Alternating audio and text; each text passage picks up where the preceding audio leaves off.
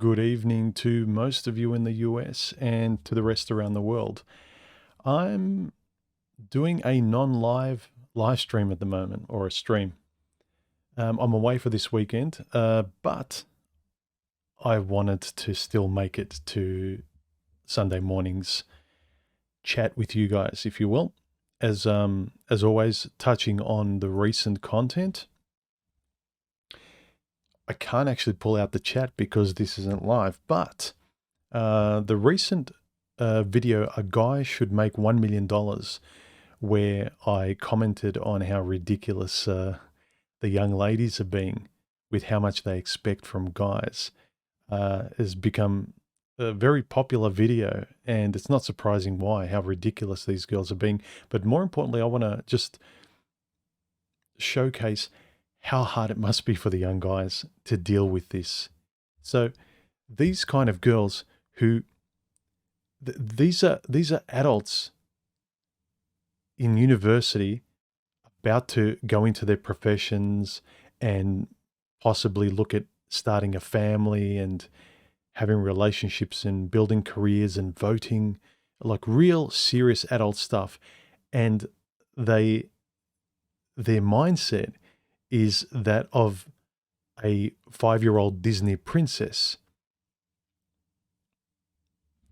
Anyway, it's just really, really baffling.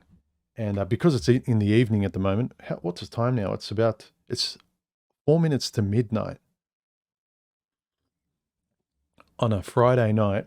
I just uploaded,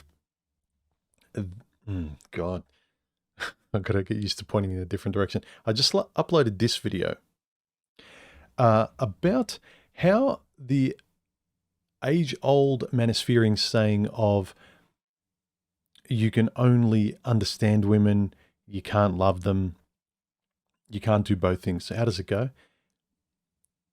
You can either understand women or you can love them, but you cannot do both.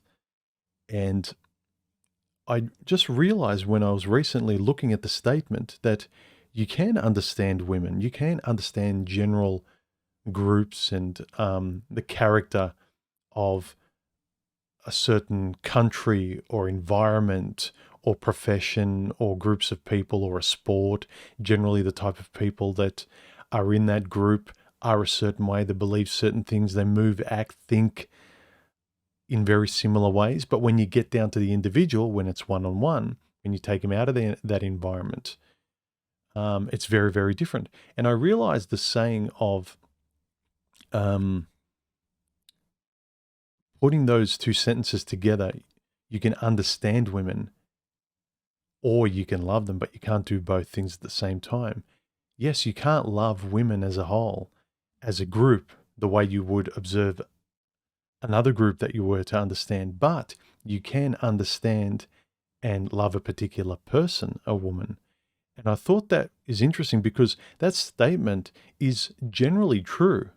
Understanding women or understanding anything, but loving women as a whole, you can't. And I realized that back in the day when men and women were very formalized in the way they acted and the way they dated, the way they acted within the relationships and the responsibilities everyone had, all men had similar responsibilities as fathers, as husbands, as citizens. But now everyone just makes up their own place and we're always negotiating with everyone else from scratch. So it's very, very different. So I think people just took it as a given because the general woman out there is very unreasonable, unpredictable, changes her mind all the time, that the statement sounds on its surface that it's pretty solid. You can either understand women or you can love them, but you can't do both. But you can't love women. You can't love the average woman. The point of trying to love a person is that they're the exception, not the unicorn, but the compatible exception that might work with you. I think guys today, because women publicly, when they're in their group, they become so ridiculous that guys just think that every single woman is going to be that person in your private life. And left unchecked, they will be. If you don't introduce some individuality and your wants and needs and your particular lifestyle and what you want as an individual Joe, not as a man, but as Joe, first and foremost, who happens to be a man. That's the kind of woman you want to be compatible with. Mary or Jane, who happens to be a female. She better be if you want kids. But you know what I mean. And that's what I was getting at with that video. What I wanted to talk about today was something that comes up time and time again in the comments section, and it came up with me a lot. It was this question: are women the only part of your life you find it very hard to stand up for yourself in? And it was this case with me, and it's something guys are hardwired with. And it frustrated the heck out of me because I was confident and solid and sober and clear and spoke my mind over so many things. You know, I would defend my hobbies, my beliefs in all certain areas. I would always open my mouth and proudly, respectfully, and honestly tell you what I thought and would give you my honest yeses and my honest nos. But when it came to some girl I had love hearts in my eyes about, when it came to a girl that I was smitten over, in love with, and head over heels with, I would shut my mouth. I would just say, yes, dear. Not literally, but just I would be agreeable. And it's just so common with guys. We're just wired. Our biggest challenge as heterosexual men is women. Just to be ourselves with women in every other part of our life. And it's something to think about. It's authority. You might think, nah, I'm in charge of women. Really? How do you naturally feel? I'm not saying we should feel that way. It's a challenge to overcome it, but what we're naturally wired to feel. And what's the other way we feel that way? When we're around our bosses, when there's some sort of authority clamping down on us. What's the saying? If you want to know who rules over you, take a look at who you can't speak out about, or who you can't speak negatively about. That's the person who rules over you, the person you can't say no to. And it bears another question. Do you only act differently around women and bosses? And if they're the only two, it's authority. And so it begs the question, are they your authority until you do some work on yourself and really make yourself your own authority? It's pretty interesting. And another question is, how are your no's expressed? Do you just say no, or do you just walk away and avoid? And a lot of guys are proud to say their no's and are proud to sort of voice their convictions and things like that. But not in front of Pumpkin, not in front of girls. They shut down. It's like a Jekyll and Hyde life. Online, I see so many guys being completely honest and having honest, open, relaxed discussions about, and how often do you read, and I've read in the comments section, this video, I thought I was the only one. Imagine how many guys are walking around thinking they're odd, and they better not speak up what they notice. They think they're weird. They think they've got unrealistic, unfair thoughts. You know, you dare not speak up about this stuff like no one else is. Guys are getting on with life, but you feel this way, and you see that no one else is talking about this, so just swallow it and deal with it. But then you see online that other guys it's a very common feeling, especially all these problems with relationships and women and unspoken things and all the pressures you have not to say the wrong thing and things like that. So imagine how many guys just don't say an honest no or their honest yeses, and they think that being agreeable is the yes. This, I noticed that I tended to avoid things, and I thought that was a good yes. You know, what's a positive yes in life? What's a good way to be? Yes, say yes to myself, but when it comes to others, a good person puts others first. So you are You think it's a bad idea to say no to someone, especially when you should.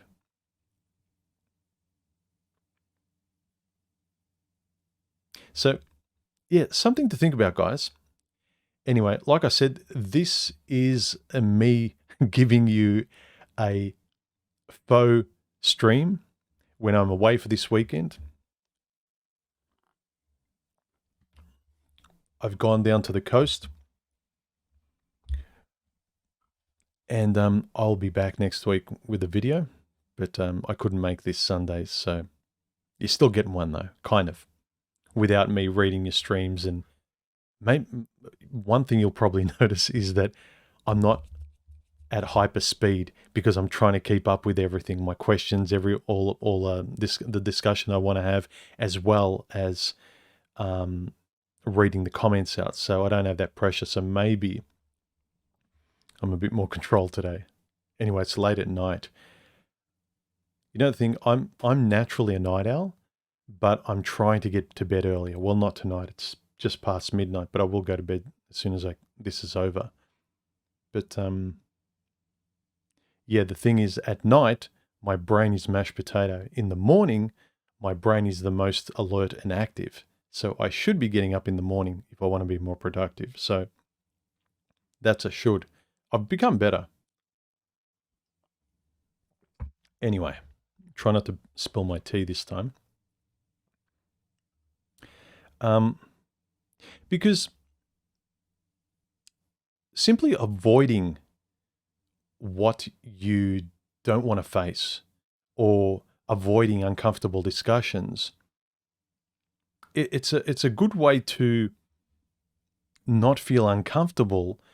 But if the only way you can get good things in your life is to confront other people to get your yeses, then you're just living in safety and avoiding things. I think a lot of the part of MGTOW in the past, the thought of a man going his own way was a man walking away from women and stress, which is a good thing, especially if nothing else works, if the best strategy is to walk away. But a lot of guys think that it's the only strategy. It works every time. You avoid conflict, you avoid everything. But I can't tell you how righteous it feels to tell a woman to F off when she deserved it. Not against her, but for yourself, to stand up righteously for what you believe. I highly recommend telling someone to F off when they really deserve it. I don't recommend being an a-hole, but in the times of my life where I stood up for myself and I was really proud of it, there's been once or twice where I'm not proud that it came to that, where I reached my limit and I really let someone have it. I stood up for my yeses and I gave my no. And I'm not proud of the behavior, but there was nothing else that situation called for other than that. And I don't regret having said it. Sure, you could have done it differently, but Also, think about Stockholm Syndrome. Most guys have Stockholm Syndrome relationships where they, if you look at what's the definition of Stockholm Syndrome is a theorized condition in which the hostages develop a psychological bond with their captors during captivity. Now, you tell me how many guys feel like captors to their woman. Emotional bonds may be formed between captors and captives during intimate time together, but these are generally considered irrational in light of the danger or risk endured by the captives. Yeah. Because part of the rationalization a lot of psychologists has determined with Stockholm Syndrome is because outside you'd say, well, why wouldn't you just get away? When someone feels in danger from someone who's abusing them, who's manipulating them, who's making their life hell, like a woman in a bad relationship, when you've been with them so long, you get conditioned like a dog being kicked and put in its cage. So when the cage door is open, you don't move anywhere. You're fearful.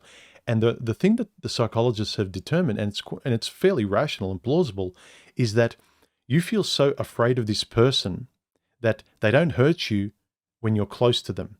The further you move away is when it's more dangerous. So that is why these people get conditioned to stay in their abusive relationships, Stockholm Syndrome or Stockholm Syndrome relationships. It makes sense, actually.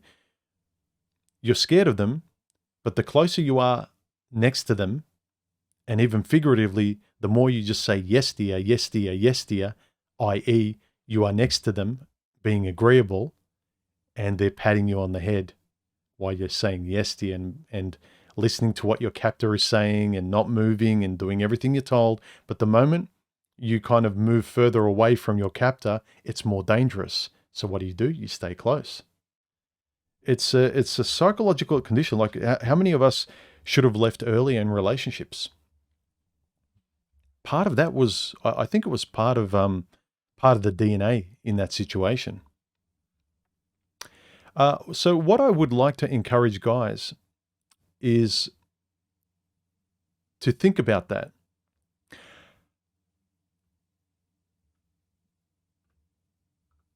Freaka said under my video, this one here that I did last week, about the girls thinking that a guy should make $1 million or $500,000.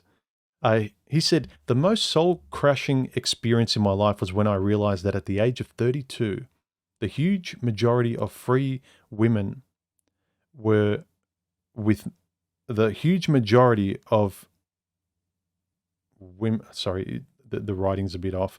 The huge majority of women out there were with had the mentality of a child. I spent my younger years trying to find a woman that is there to build a life with. You just wake up one day and realize that these women are extremely rare at best and non-existent at worst, and that even if they exist, the chances of meeting one is next to none. It was all downhill from there because the more men-focused content I consumed, the worse it actually got because the truth was revealed little by little to the point where you could see exactly what women were. I agree. Like, it became very, very clear to me what women were like out there. But also, I couldn't deny the few women in my life that weren't like that. And they weren't unicorns, but they were in my life because they were compatible to me. And then I started to see, like I mentioned in this recent video here, you can't treat, it's not about finding a unicorn. It's about finding your compatible person, which today is almost like a unicorn. It's almost mythical. It's very rare. It's very hard because all women act like the same and they don't really have much of a personality, individuality, and they have the mentality of a 5-year-old. But the more stuff you consume in the church of all women are the same, you will get the result of that kind of belief system as well. And I'm not saying it's completely wrong, but I have kind of a stubborn attitude where if I realistically know there's a really good chance of me getting what I want or living the way I want if I go about it intentionally this way, not like everyone else, just sleepwalking their way through life and getting what they get and acting like everyone else. But if I can act intentionally like the way I want to live and who I want to be and say what I want to say, I will have those relationships and I'll be able to say yes and no to particular types of people. And so the statistics don't affect me as much as someone who just goes along because they believe that men are the same, women are the same, the government's the same, there's nothing you can do, no matter how hard you try, you don't achieve anything. BS as far as I'm concerned. I mean, there's limits, but the more will you have, the better you can generate your life rather than feeling like you just get what you're given. He continues, blah, blah, blah, blah. I literally had to switch from the best thing that could happen to me is finding a partner to the worst possible thing that could ever happen to me is to find a partner. So the best thing that came out of all of this was that I realized that I could be perfectly happy all by myself. Go figure. Spending more than a decade trying to attain something that I had all along. Yeah, who was it? It was a very smart person that said, if I can find the saying, it's here somewhere.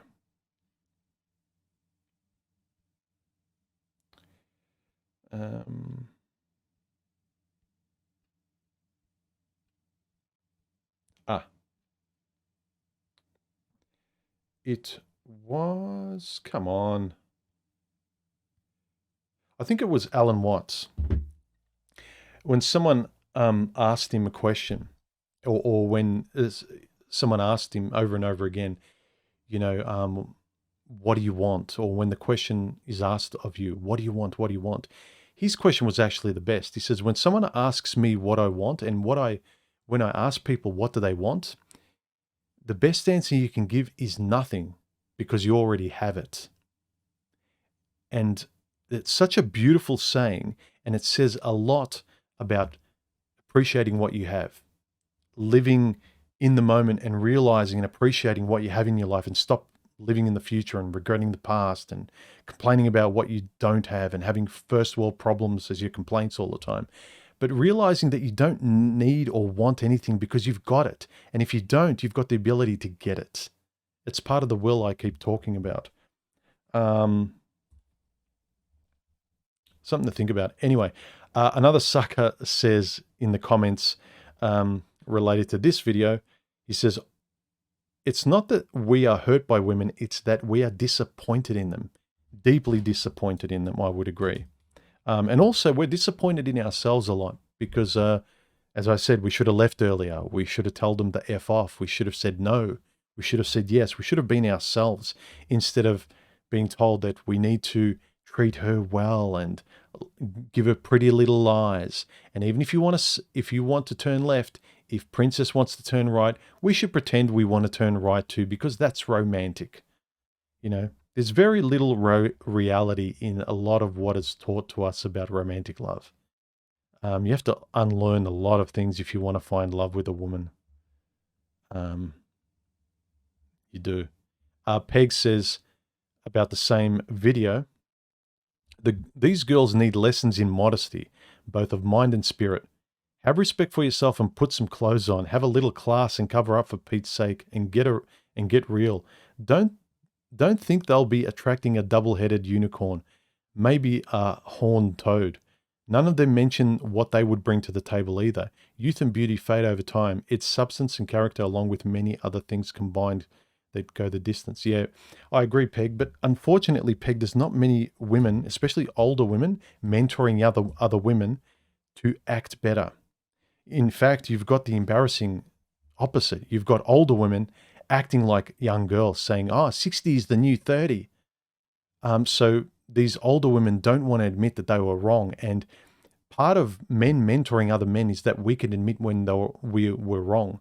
We can impart wisdom by putting our hands up humbly and saying, I was a tough guy, macho asshole, but I was wrong. I put my hand up. I was wrong.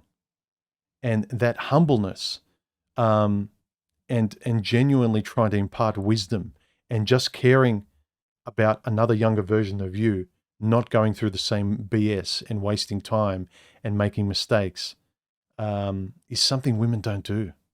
Unfortunately, I think a lot of it is hardwiring. Women are each other's own worst enemy. Men aren't each other's enemy unless there's a reason. But women are natural born enemies. That's the unfortunate thing. I've got a ringing in my ear. David P responded to Peg's comment. He said, I belong to a discussion board where the majority of members of a particular interest group are women. Just for fun, I asked, let's assume you're single. If a guy asked you, what do you bring to the table, what would your answer be? And every single woman there who answered turned the question around and deflected. They didn't answer what they thought, what they brought to the table. Rather, they would ask the man the question. This is a problem I've been seeing for years. When women are asked what they bring to the table, most of them don't even respond. They deflect or look at their chests and simply imply, because I have these, I don't need to bring anything else to the table, as in the mammary glands, the jugosauri.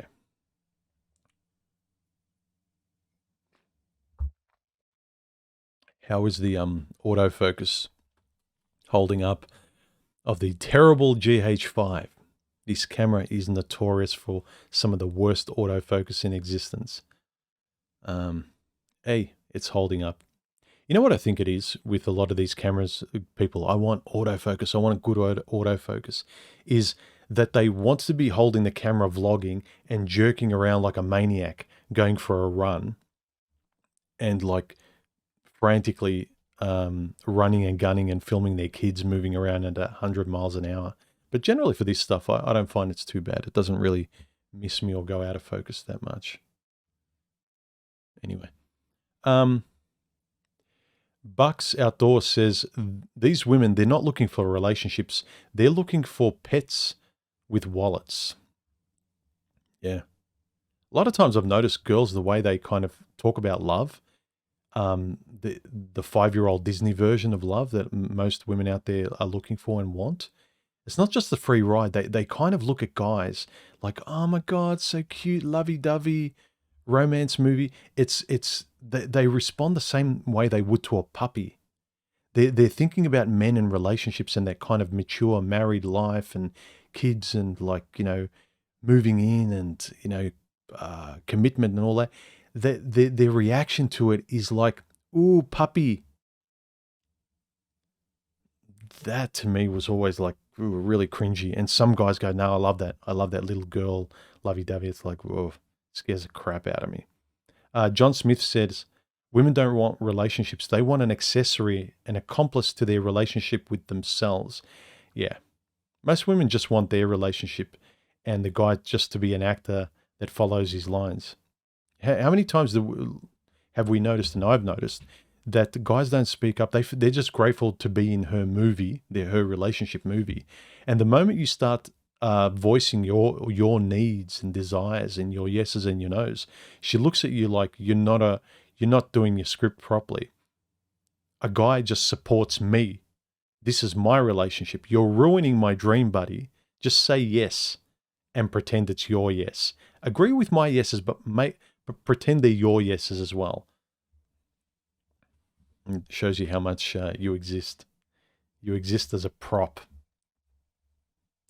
And he continues, he says, here's the actual wage gap for these women in the video I made. For women, men must earn $300,000 minimum. But for men, how much does a woman have to earn? 0. He doesn't care if she doesn't earn anything. There's your wage gap. That's why you got the wage gap. Men are expected to earn $300,000, $500,000, $1 million, and it's just nothing for these bimbos. Like, is that a lot? $1 million? But a guy, how much does a guy expect a woman to make?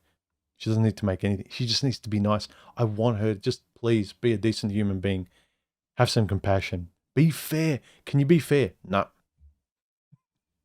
That's what guys are up against. And I really feel sorry for guys today.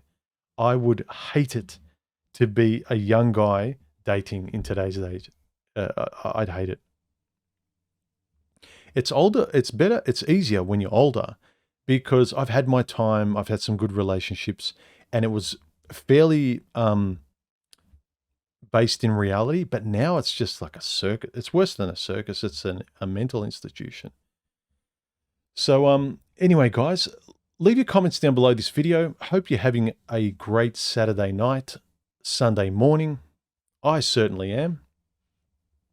I'm going to be staying up the coast in a beautiful hotel and having a lot of fun. Anyway, guys, enjoy your weekend. And yeah, I'll catch you this week with another video. Leave the comments down below. Make sure you give it a thumbs up, thumbs down. I don't care if you don't like the video. Give it a thumbs down. YouTube just likes you interacting with my channel, with my content. So leave a comment. Join the channel on any tier you want. It helps me out. But you don't have to. My videos are all free. But if you feel like joining the channel or donating, links below on the channel. And check the community tab. I'm always posting little updates and questions and polls. So anyway, I'll let you go. Enjoy your weekend. And catch you later. Bye.